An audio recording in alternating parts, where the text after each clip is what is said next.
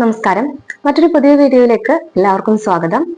നമ്മൾ ഇന്ന് എടുക്കാൻ പോകുന്ന ക്ലാസ് എന്ന് പറയുന്നത് നമ്മൾ ഫസ്റ്റ് ഇയേഴ്സിന് വേണ്ടിയിട്ടാണ്. ഫസ്റ്റ് ഇയേഴ്സിന്റെ ഓപ്പൺ കോഴ്സ് ആയിട്ടുള്ള ഹിസ്റ്റോറിക്കൽ ടൂറിസം ആണ്. അപ്പൊ UG ഓപ്പൺ കോഴ്സ് മിക്കവാറും എല്ലാവരും സെലക്ട് ചെയ്യുന്നത് ഹിസ്റ്റോറിക്കൽ ടൂറിസം ആയിരിക്കും. വളരെ എളുപ്പത്തിൽ നമുക്ക് പഠിക്കാവുന്നതും വളരെ എളുപ്പത്തിൽ കാര്യങ്ങൾ നമുക്ക് മനസ്സിലാക്കാവുന്നതും ആയിട്ടുള്ള കണ്ടന്റുകളാണ് അതിലുള്ളത്. അതുകൊണ്ട് തന്നെ ഇന്നത്തെ നമ്മളുടെ ക്ലാസ് പോകുന്നത് ഫസ്റ്റ് ഇയേഴ്സിന് വേണ്ടിയിട്ടാണ്. അവർക്ക് വേണ്ടിയിട്ടുള്ള ഹിസ്റ്റോറിക്കൽ ടൂറിസം എന്നുള്ള ആ ഒരു കോഴ്സിലേക്കാണ് നമ്മൾ പോകുന്നത്. അപ്പം ടൂറിസം എന്നുള്ള ഒരു ടേം നമ്മളെല്ലാവർക്കും അറിയുന്നതാണ്. നമ്മളിപ്പം കൂടുതൽ കേൾക്കുന്നത് ടൂറിസത്തിനെ പറ്റിയും ഒക്കെ ഒരുപാട് കാര്യങ്ങൾ. ഇപ്പൊ പണ്ടത്തെ പോലെയല്ല, ടൂറിസം എന്നുള്ളത് നമ്മുടെ നാട്ടിൽ ഏറ്റവും കൂടുതൽ ഡെവലപ്പിംഗ് ആയിട്ടുള്ള ഒരു സെക്ടറാണ് അല്ലെ. അപ്പൊ അതിനെക്കുറിച്ച് തന്നെയാണ് നമ്മൾ ഈ ഒരു കോഴ്സിൽ പഠിക്കുന്നത്. ഇതിൽ വളരെ സിമ്പിൾ ആയിട്ടുള്ള കാര്യങ്ങളും നിങ്ങൾക്ക് എളുപ്പത്തിൽ ഒരു ക്ലാസ് കേട്ടാൽ തന്നെ നിങ്ങൾക്ക് എക്സാമിന് വേണ്ടിയിട്ട് നിങ്ങൾക്ക് എഴുതാനുള്ള പോയിന്റ്സ് ഒക്കെ കിട്ടും.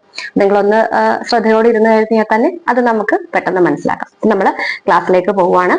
നമ്മുടെ കോഴ്സ് ഹിസ്റ്റോറിക്കൽ ടൂറിസം ആണ്. അതിലെ ആദ്യത്തെ ബ്ലോക്കിലെ ആദ്യത്തെ യൂണിറ്റ് ആണ് നമ്മൾ ഇന്ന് എടുക്കാൻ പോകുന്നത്. അപ്പം എല്ലാം പറയുന്നതിന് മുമ്പ് നമുക്ക് ആദ്യത്തെ ആ ഒരു യൂണിറ്റിൽ എന്തായാലും നമ്മൾ ആദ്യം പറയുന്നത് തന്നെ ടൂറിസം എന്നുള്ളൊരു ടേമാണ്. അപ്പൊ എന്താണ് ടൂറിസം എന്നുള്ളത് നമ്മൾ ആദ്യം മനസ്സിലാക്കണം. സോ ടൂറിസം എന്താണ്? നമ്മളെല്ലാരും പറയുന്നതാണ് അല്ലെ, ടൂർ പോകുന്നു അല്ലെങ്കിൽ അവിടെ ടൂറിസം ഒരു ആക്ടിവിറ്റിയാണ് നടക്കുന്നത് എന്നുള്ളതൊക്കെ നമ്മൾ എപ്പോഴും കേൾക്കുന്നതാണ്. അപ്പൊ tourism means travelling from one place to another place for leisure, education, culture, religion or history and staying there for a short period. നമ്മൾ ഒരു സ്ഥലത്ത് നിന്ന് മറ്റൊരു സ്ഥലത്തേക്ക് പോകുന്നു. എന്തിനു വേണ്ടിയിട്ടാണ്? ഒരു ലെഷർ, ഒരു സന്തോഷ, ഒരു എന്താ പറയാ, ഉല്ലാസയാത്ര പോകുന്നു. ഫോർ എഡ്യൂക്കേഷൻ പർപ്പസിന് യാത്ര ചെയ്യുന്നവരുണ്ട്. അല്ലെങ്കിൽ എന്തെങ്കിലും കൾച്ചറൽ ബേസ് ചെയ്തിട്ട്, അല്ലെങ്കിൽ റിലീജിയൻ ബേസ് ചെയ്തിട്ട് നമ്മൾ ഇപ്പം ഒരു തീർത്ഥയാത്രകൾ പോകുന്നവരുണ്ടാവും. ഓർ ഹിസ്റ്ററി, അതുപോലെ തന്നെ അങ്ങനെയുള്ള പർപ്പസിന് പോകുന്നത്, ഒരു സ്ഥലത്ത് നിന്ന് മറ്റൊരു സ്ഥലത്തേക്ക് പോകുന്നതിനെ നമ്മൾ ടൂറിസം എന്ന് പറയും. പക്ഷെ നമ്മൾ അവിടെ വളരെ കുറച്ച് ഒരു 2 ദിവസം 3 ദിവസത്തേക്ക് ഷോർട്ട് പീരീഡിലേക്കായിരിക്കും നമ്മൾ അവിടെ പോകുന്നത്. ഇതിനെയാണ് ടൂറിസം എന്ന് പറയുന്നത്. ഓക്കെ, ഒരു സ്ഥലത്ത് നിന്ന് മറ്റൊരു സ്ഥലത്തേക്ക് പോകുന്നു. ഈ ഒരു ആക്ടിവിറ്റീസ് ഒക്കെ ഇൻക്ലൂഡ് ചെയ്യുന്നത് ടൂറിസം എന്നുള്ള ഒരു ആക്ടിവിറ്റിയിലേക്കാണ്. അപ്പം അതിനുവേണ്ടി ആൾക്കാർ യാത്ര ചെയ്യുന്നു. അവിടെ സ്റ്റേ ചെയ്യുന്നത് വളരെ ചുരുങ്ങിയ ദിവസം മാത്രം ആയിരിക്കും. ഇനി നമ്മള് പഠനം, വിനോദം, സംസ്കാരം, മതം ഇതൊക്കെ ഉൾപ്പെടും കേട്ടോ. ഈ ഒരു ട്രാവലിനൊക്കെ വേണ്ടി ട്രാവൽ ചെയ്യുന്നതിനെയൊക്കെ നമ്മൾ ടൂറിസത്തിൽ ഉൾപ്പെടുത്തും. ഓക്കെ, ഇതൊക്കെ പ്രത്യേകമായിട്ടുള്ള പല ടൈപ്പ് ടൂറിസത്തിൽ പെടുന്നതാണ്. അതൊക്കെ നമുക്ക് വഴിയെ പഠിക്കാം. അപ്പൊ ടൂറിസം അതാണ്. ഇനി ഹിസ്റ്റോറിക്കൽ ടൂറിസം ആണ് നമ്മളുടെ സബ്ജക്റ്റ് അല്ലെ. അപ്പൊ അതിൽ എന്താണ് ഹിസ്റ്റോറിക്കൽ ടൂറിസം എന്നുള്ളത് ആദ്യം മനസ്സിലാക്കണം. അപ്പം ചരിത്ര പ്രധാനപ്പെട്ട സ്ഥലങ്ങളുണ്ട്. നമുക്ക് ഒരുപാട് ചരിത്ര പ്രധാന സ്ഥലങ്ങളുണ്ട് നമ്മുടെ നാട്ടിലും നമ്മുടെ ഇന്ത്യയിലും പുറം രാജ്യങ്ങളിലൊക്കെ ആയിട്ട്. ഇതൊക്കെ ആ ഒരു സ്ഥലങ്ങളെല്ലാം നമ്മൾ സന്ദർശിക്കുന്നതിനെയാണ് ഹിസ്റ്റോറിക്കൽ ടൂറിസം എന്ന് പറയുന്നത്. Okay, simple definition പറയുകയാണെങ്കിൽ historical tourism is tourism related to history, heritage and past civilisation. ഇതിനൊക്കെ വേണ്ടിയിട്ട് നമ്മൾ ഈ ഒരു കാര്യങ്ങളെല്ലാം മനസ്സിലാക്കാൻ വേണ്ടിയിട്ട് അങ്ങനെ ട്രാവൽ ചെയ്യുന്നതാണ്. ഏതൊക്കെ സ്ഥലങ്ങളിലേക്ക്? ഹിസ്റ്റോറിക്കൽ പിന്നെ അങ്ങനെയുള്ള പ്രാധാന്യമുള്ള പ്രദേശത്ത്, അതുപോലെ തന്നെ അവരുടെ ഹെറിറ്റേജ് മനസ്സിലാക്കാൻ, അവരുടെ പാസ്റ്റ് സിവിലൈസേഷൻ ഒക്കെ മനസ്സിലാക്കാൻ വേണ്ടിയിട്ട് ട്രാവൽ ചെയ്യുന്നതിനെയാണ് ഹിസ്റ്റോറിക്കൽ ടൂറിസം എന്ന് പറയുന്നത്. ഓക്കെ, ഈ ഒരു റിലേറ്റ് ചെയ്തിട്ടുള്ള കാര്യങ്ങളിലേക്ക്. ഇനി അതിനൊരു എക്സാമ്പിൾ പറയുകയാണെങ്കിൽ ഇപ്പൊ നമ്മള് താജ്മഹൽ, ആഗ്രയിലുള്ള താജ്മഹൽ കാണാൻ പോകും. അതൊരു എന്താ പറയാ, ഹിസ്റ്റോറിക്കൽ മോണുമെന്റ് ആണ് അല്ലെ. അപ്പൊ നമ്മൾ അവിടേക്ക് പോകും. അതുപോലെ തന്നെ റെഡ് ഫോർട്ട്, നമ്മളെ നാട്ടിലൊക്കെ ഒരുപാട് ഫോർട്ടുകൾ ഉണ്ടാവും. അവിടെയൊക്കെ വിസിറ്റ് ചെയ്യുന്നു. അജന്ത, എല്ലോറ കേവ്സ് ഒക്കെ നമ്മൾ മഹാരാഷ്ട്രയിലുള്ളതാണ്. അതൊക്കെ നമ്മൾ കാണാൻ പോകുന്നത് എന്താണ്? ചരിത്ര പ്രധാനപ്പെട്ട സ്ഥലങ്ങളാണ് അതെല്ലാം. അല്ലെങ്കിൽ ആ ഒരു സ്ഥലങ്ങളിൽ നമുക്ക് ഒരുപാട് കാര്യങ്ങൾ ഹിസ്റ്ററി റിലേറ്റ് ചെയ്തിട്ടുള്ള കാര്യങ്ങൾ, ഹിസ്റ്റോറിക്കലി ഇമ്പോർട്ടന്റ് ആയിട്ടുള്ള മോണുമെന്റ്സും ഫോർട്ടും ഒക്കെ പ്ലേസസും ആൻഷ്യന്റ് ആയിട്ടുള്ള സിറ്റീസ് ഒക്കെ നമ്മൾ സന്ദർശിക്കുന്നു. അപ്പൊ അതിനൊക്കെ ഉദാഹരണം നമുക്ക് ഇതെല്ലാം പറയാം. അപ്പൊ അതാണ് ഹിസ്റ്റോറിക്കൽ ടൂറിസം എന്നുള്ളത് കൊണ്ട് ഉദ്ദേശിക്കുന്നത്. ഇനി നമ്മളുടെ ഹിസ്റ്റോറിക്കൽ ടൂറിസത്തിന്റെ ഇമ്പോർട്ടൻസ് എന്താണ് എന്ന് നോക്കാം. ടൂറിസത്തിന്റെ ഇമ്പോർട്ടൻസ് നമുക്ക് ഒരുവിധം നമുക്കറിയാം അല്ലെ. നമുക്ക് ആ ഫസ്റ്റ് തന്നെ പറയുന്നത് എന്താണ്? നമുക്ക് ഒരുപാട് ബെനിഫിറ്റുകൾ ഉണ്ട്. പക്ഷെ അതിൽ ഏറ്റവും കൂടുതൽ എന്താണ് വരുന്നത്? നമുക്ക് നമ്മുടെ ടൂറിസം വലുതാവുമ്പോൾ തന്നെ നമ്മളുടെ നാടും അതിന്റെ കൂടെ തന്നെ പല ഡെവലപ്മെന്റ് കൂടി നമുക്ക് അതിലൂടെ ലഭിക്കുകയാണ്. അതൊരു വലിയ മൊത്തത്തിൽ ടൂറിസത്തിന്റെ ഒരു വലിയ ഇമ്പോർട്ടൻസ് ആണ്. ഇനി അടുത്തത് നമുക്ക് ഈ പറഞ്ഞ പോലെ ഹിസ്റ്റോറിക്കൽ ടൂറിസത്തിന്റെ പ്രാധാന്യം എന്താണെന്നൊന്ന് നോക്കാം. നമ്മളുടെ നമുക്കറിയാം ഒരുപാട് ഹിസ്റ്റോറിക്കൽ ആയിട്ടുള്ള സ്ഥലങ്ങൾ നമ്മുടെ നാട്ടിലുണ്ട്, പല ഫോർട്ടുകൾ, അതിന്റെ മോണുമെന്റ്സ്, അതുപോലെ തന്നെ ഒരുപാട് സ്ഥലങ്ങളുണ്ട്. അപ്പൊ ഇതെല്ലാം നമ്മൾ ഹിസ്റ്റോറിക്കൽ ടൂറിസം നമ്മൾ പ്രൊമോട്ട് ചെയ്യുന്നതിനോടൊപ്പം തന്നെ നമ്മൾ ഇതൊക്കെ ഈ ഒരു ഹിസ്റ്റോറിക്കൽ ഏരിയാസും നമ്മളുടെ ഹെറിറ്റേജും ഒക്കെ പ്രിസർവ് ചെയ്യുകയാണ്. നമ്മളിത് സംരക്ഷിക്കപ്പെടും. കാരണം ഒരുപാട് പേര് കാണാൻ വരുന്നത് കൊണ്ട് തന്നെ നമ്മൾ അതൊക്കെ തകർച്ചയിൽ നിൽക്കുന്ന സ്ഥലങ്ങൾ, ഒരുപാട് കാലം പഴക്കമുള്ള മോണുമെന്റ്സും ഫോർട്ടുകളും ഒക്കെ ആയിരിക്കും. അപ്പൊ നമ്മൾ എന്ത് ചെയ്യും, അത് ഹിസ്റ്റോറിക്കൽ ടൂറിസം പ്രൊമോട്ട് ചെയ്യുന്നതിന്റെ കൂടെ തന്നെ ഇതെല്ലാം നമ്മൾ പ്രിസർവ് ചെയ്യുന്നു. So preserve history and heritage, നമ്മളുടെ ചരിത്രവും നമ്മളുടെ അങ്ങനത്തെ ചരിത്ര പ്രധാനപ്പെട്ട സ്ഥലങ്ങളെല്ലാം നമ്മൾ പ്രിസർവ് ചെയ്യുന്നു. ഇനി next, help people learn about past civilisation. നമ്മളുടെയൊക്കെ പാസ്റ്റ് സിവിലൈസേഷനെ പറ്റി ആൾക്കാർക്ക് അത് പഠിക്കാനുള്ള ഒരു അവസരം കിട്ടുകയാണ് അല്ലെ, അതിനെപ്പറ്റി ഇൻട്രസ്റ്റഡ് ആവുന്നു. അതുപോലെ തന്നെ ആൾക്കാർ അതെന്താണ്, അതിന്റെ ചരിത്രം എന്താണ്, അതിൽ എന്തൊക്കെയായിരുന്നു, പണ്ടത്തെ കാലത്ത് എങ്ങനെയായിരുന്നു, ആ സിവിലൈസേഷൻ എങ്ങനെയായിരുന്നു എന്നൊക്കെ മനസ്സിലാക്കാൻ വേണ്ടിയിട്ട് ആൾക്കാർ അത് പഠിക്കാനുള്ളൊരു ഇതുകൂടി കിട്ടും. നമ്മൾ പല വിദേശികളും നമ്മുടെ നാട്ടിൽ വന്നിട്ട് നമ്മളുടെ ചരിത്ര പ്രധാനപ്പെട്ട സ്ഥലങ്ങളെല്ലാം അതിനെപ്പറ്റി പഠിക്കാനും അത് മനസ്സിലാക്കാനൊക്കെ ഒരുപാട് നാൾ ഇവിടെ നിൽക്കുന്നതൊക്കെ നമ്മൾ കണ്ടിട്ടുണ്ട്. അപ്പൊ അത് നമ്മളുടെ ഒരു വലിയ ഹിസ്റ്റോറിക്കൽ ടൂറിസത്തിന്റെ വലിയൊരു പ്രാധാന്യമാണ്. ഓക്കെ, നെക്സ്റ്റ് നോക്കുകയാണെങ്കിൽ ക്രിയേറ്റ് കൾച്ചറൽ അവയർനെസ്. നമ്മുടെ കൾച്ചറിനെ പറ്റി നമുക്കൊരു അവയർനെസ് ഉണ്ടാവുകയാണ്. നമ്മുടെ കൾച്ചർ എങ്ങനെയായിരുന്നു. ഇപ്പൊ Indian culture is utterly different from foreign culture അല്ലെ. അപ്പൊ നമ്മളുടെ കൾച്ചർ എന്താണ് എന്നുള്ളത് നമുക്കും കൂടി ആ ഉള്ളിലൊരു അവയർനെസ് ഉണ്ടാവുകയാണ്. നമ്മളുടെ കൾച്ചർ എങ്ങനെയാണ്, നമ്മുടെ കേരളത്തിന്റെ കൾച്ചർ അല്ലെങ്കിൽ നമ്മുടെ സ്ഥലത്തിന്റെ കൾച്ചർ എങ്ങനെയാണെന്നുള്ളത് നമുക്ക് ഒന്ന് മനസ്സിലാക്കാൻ സാധിക്കുന്നു. മറ്റൊന്ന്, promote national pride.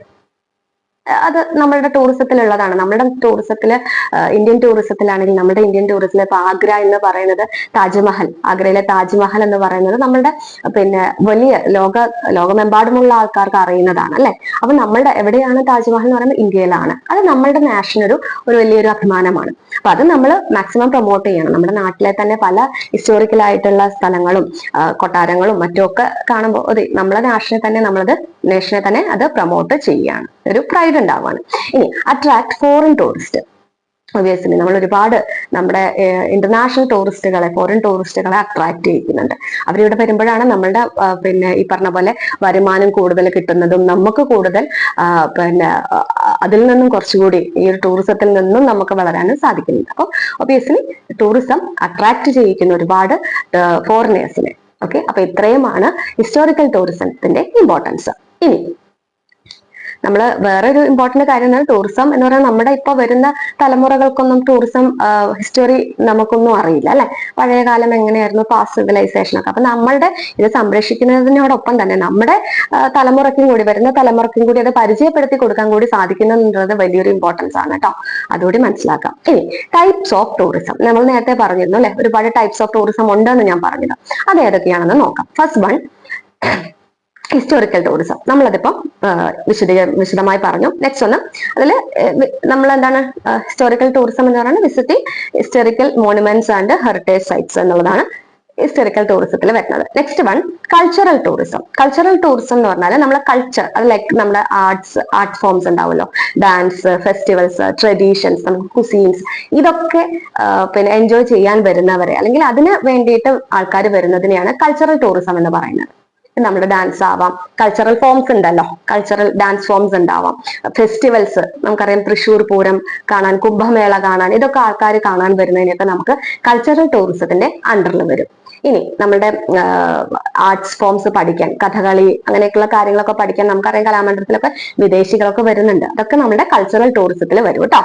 Next, religious tourism. Religious tourism എന്ന് പറഞ്ഞാൽ ഇപ്പൊ നമ്മള് പിൽഗ്രിം, നമ്മളിപ്പോ ശബരിമല സീസൺ ആണല്ലേ, അതൊരു പിൽഗ്രിം ടൂറിസം ആണ്. അതായത് ഇങ്ങനെയുള്ള നമ്മളെ സ്ഥലങ്ങൾ സന്ദർശിക്കാൻ, നമ്മളുടെ പുണ്യ സ്ഥലങ്ങളൊക്കെ സന്ദർശിക്കാൻ വേണ്ടി വരുന്നതിനെ നമുക്ക് എന്ത് പറയാം, പിൽഗ്രിം ടൂറിസം എന്ന് പറയാം. Next one, eco tourism. Eco tourism എന്ന് പറഞ്ഞാൽ നമ്മളെ നേച്ചർ ബേസ് ചെയ്തിട്ടുള്ള സ്ഥലങ്ങൾ, ഇപ്പൊ നമ്മൾ വൈൽഡ് ലൈഫ് സാങ്ച്വറീസ് വിസിറ്റ് ചെയ്യുക, നാഷണൽ പാർക്കുകൾ വിസിറ്റ് ചെയ്യുക, അങ്ങനെയില്ല. അതായത് ഒരു ഫോറസ്റ്റും വൈൽഡ് ലൈഫും ഒക്കെ എൻജോയ് ചെയ്യാൻ വരുന്നതിനെയാണ് നമ്മൾ എക്കോ ടൂറിസം എന്നുള്ളത് എന്റെ അണ്ടറിൽ വരുന്നത്. ഓക്കെ, നെക്സ്റ്റ് പറഞ്ഞ അഡ്വഞ്ചർ ടൂറിസം. നമുക്കറിയാം അഡ്വഞ്ചർ ടൂറിസം ഇപ്പൊ പലയിടത്തും ഉണ്ട് അല്ലെ. പണ്ടൊന്നും നമുക്ക് ഈ ഒരു ടേം ഒന്നും അത്ര അറിയില്ലായിരുന്നു. പക്ഷെ ഇപ്പൊ നമുക്ക് അഡ്വഞ്ചർ ടൂറിസം എന്നൊക്കെ പറയുന്നത് നമ്മുടെ നാട്ടിൽ സാധാരണമാണ്. അതുപോലെ ട്രക്കിങ്, ഇപ്പൊ അതൊക്കെ ഒരുപാട് പേർക്ക് താല്പര്യമുള്ളതാണ്. ട്രക്കിങ്ങും നമ്മളെ പാരാഗ്ലൈഡിങ്ങും ഒക്കെ എൻജോയ് ചെയ്യാൻ വേണ്ടിയിട്ട്, അങ്ങനെയുള്ള അഡ്വഞ്ചർ ആയിട്ടുള്ള കാര്യങ്ങൾ ചെയ്യാൻ വേണ്ടി മാത്രം നമ്മൾ പോകുന്നതിനെയാണ് അഡ്വഞ്ചർ ടൂറിസം എന്ന് പറയുന്നത്. ഓക്കെ, അപ്പം ഇത്രയുമാണ് നമ്മുടെ ടൈപ്പ് ഓഫ് ടൂറിസത്തിൽ വരുന്നത്. ഒരുപാട് ടൈപ്സ് ഓഫ് ടൂറിസം ഉണ്ട്. നമ്മൾ കുറച്ച് മേജർ ടൈപ്സ് ഓഫ് ടൂറിസം മാത്രമാണ് ഇപ്പൊ പറഞ്ഞിട്ടുള്ളത്. ഓക്കെ, അതായതൊക്കെയാണ് historical, cultural tourism, religious tourism, pilgrims, eco tourism, next one adventure tourism. Okay, ഇനി നമ്മുടെ ഹിസ്റ്റോറിക്കൽ ടൂറിസത്തിന് എങ്ങനെയാണ് നമ്മളുടെ എക്കോണമിയുമായിട്ട് എങ്ങനെയാണ് അത് ബന്ധപ്പെട്ടിരിക്കുന്നതെന്ന് ഒന്ന് നോക്കാം. അതായത് നമ്മളുടെ എക്കോണമി, നമ്മൾക്ക് സാമ്പത്തിക പ്രയോജനങ്ങൾ എന്തൊക്കെയാണ് ഹിസ്റ്റോറിക്കൽ ടൂറിസത്തിൽ നിന്ന് കിട്ടുന്നത് എന്നുള്ളത് നോക്കാം.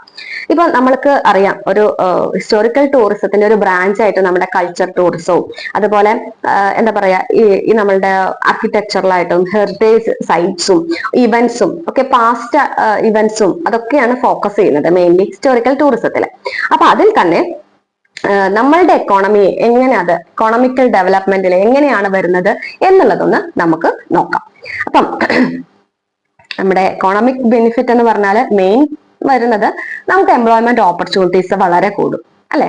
ഒബിയസ്ലി നമുക്ക് നാട്ടിൽ ഇപ്പൊ ആർട്ട് ഫോംസ് പഠിക്കാൻ വരുന്നവർ, അല്ലെങ്കിൽ ഇതിനെപ്പറ്റി അറിയാൻ ഹിസ്റ്ററിക്കൽ ഇമ്പോർട്ടൻസ് എന്താണെന്ന് അറിയാൻ വരുന്നവർക്ക്, അപ്പൊ നമുക്ക് അറിയാം ഗൈഡ് ആയിട്ടൊക്കെ വരുന്ന ആൾക്കാരെ കണ്ടിട്ടില്ലേ, അവർക്കൊക്കെ ഒരുപാട് എംപ്ലോയ്മെന്റ് ഓപ്പർച്യൂണിറ്റി കിട്ടുക. ഗൈഡിന് മാത്രമല്ല, ഇപ്പൊ ഒരു ഹിസ്റ്ററിക്കൽ പിന്നെ ഡെസ്റ്റിനേഷൻ സന്ദർശിക്കുമ്പോൾ അവിടെയുള്ള ഇപ്പം ഒരു ചെറിയ പിന്നെ വരുമാനം വരെ അവർക്ക് കിട്ടുകയാണ്.